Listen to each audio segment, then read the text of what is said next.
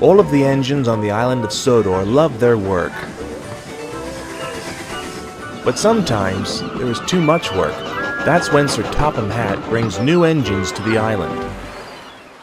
Salty, the Dockyard Diesel, is one of these engines. He's worked in harbors all over the world, and he loves to tell tales of his journeys. We heaved until the old freighter finally caught the tide. Arr, it's good to be useful. Salty is excited about coming to the island of Sodor. Islands are surrounded by the sea. Salty loves the sea. Salty's new job took him down Edward's branch line. He gave a friendly toot as he passed Edward and BoCo singing a sea shanty as he went. What do you do with a seasick engine early in the morning? Edward and BoCo watched him go, quite bemused. Well, he seemed friendly, remarked BoCo. Edward chuckled. The twins are in for a surprise. Soon Salty arrived at his new job. Ahoy, mateys! Salty, pride of the seven seas. I'm a new diesel and I'm here to give you some help. Bill and Ben didn't think they needed any help, especially from a diesel. The foreman walked up. "Welcome to Brendam Clay Pits," he said. Salty looked all around. Everywhere he looked, he saw nothing but cliffs and dust. Clay pits? He cried. Ah, there must be some mistake. I'm a Dockyard Diesel. "You're a Quarry Diesel now," said the foreman, and he explained that they had to complete an important job for Sir Topham Hatt. Salty was sad that he wouldn't be working by the sea, but he knew what it meant to be a really useful engine, and he set to work at once. Ah, well, Salty said. At least that'll be trucks. "You'd better mind them," said the foreman sternly. "They can be a bother." "Indeed they can, Captain. Luckily I've worked with trucks all over, and I know a thing or two. Show me the ropes, and I'll get them shipshape." "He won't last 5 minutes," said Bill. "Those trucks will trip him up soon enough," added Ben. But to Bill and Ben's surprise, the trucks seemed to give Salty no trouble at all. And the captain yawns. Yo-ho-ho, and a bucket of prawns, the tiller spins, sang Salty. "And the captain yawns," sang the trucks. Thanks to Salty, Sir Topham Hatt's important job was almost done. Bill and Ben were surprised, and a little jealous. "Here comes Mr. Show-Off," groused Ben. "You have to admit he's got a knack with those trucks," said his driver. "He's gallivanting about our yard like he owns the place," huffed Bill. "Probably on his way to rub it in." But to their surprise, Salty didn't come near the shed. He stopped in a siding, his engine cut out, and his driver went home. The twins felt relieved he wasn't joining them, but they thought the old diesel looked rather sad.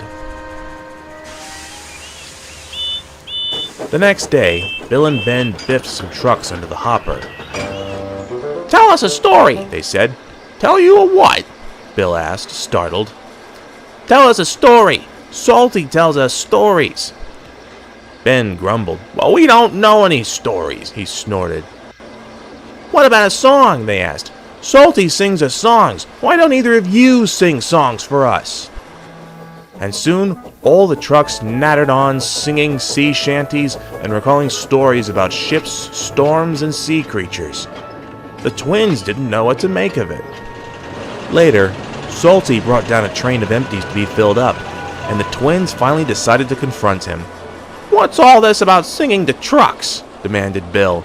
Salty chuckled. "Oh, it's my little secret for handling the trucks. I like working to a musical rhythm, and so do they." "But what about these stories?" asked Ben. "They said you went up against a giant octopus once." Salty laughed at that. "They might be misremembering that one. I can tell you what really happened." But the foreman ordered them all back to work. Salty moved the trucks with the utmost ease, while Bill and Ben tried to do it the same way. They buffered up to the trucks. "Here we go, here we go, here we go!" But try as they might, "No, we don't, no, we don't, no, we don't. the twins just couldn't move the trucks the way Salty could. That night, the twins were headed back to their shed after a long day, when they saw Salty once again parked in the siding, all by himself. "What are you doing out here?" asked Bill. "Oh, I thought I might catch a bit of sea breeze, lads," Salty replied. "You really do miss the sea, don't you?" said Ben quietly. "Aye," said Salty, "I do." The twins felt sorry for Salty. "You know," said Bill, "you still have to tell us about that giant octopus." Salty looked up and smiled. "Right you are, lad," he chuckled. "It went like this." And they stayed there together all night.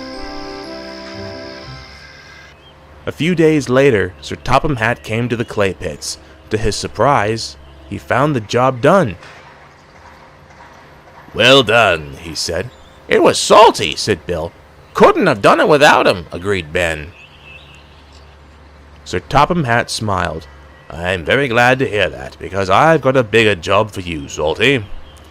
"Aye, aye, sir," said Salty. "What's me next destination?" "What I really purchased you for. I need a full-time shunter at Brendam docks."